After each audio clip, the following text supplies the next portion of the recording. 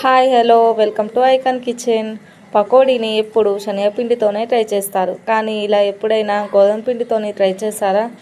లేదు కదా. అయితే వెంటనే ఐకాన్ కిచెన్ ఛానల్లోకి వెళ్ళి ఫుల్ వీడియోని చూసేయండి. డీటెయిల్గా ఎక్స్ప్లెయిన్ చేస్తూ మరి పకోడీని ఎలా చేసుకోవాలో చూపిస్తాను.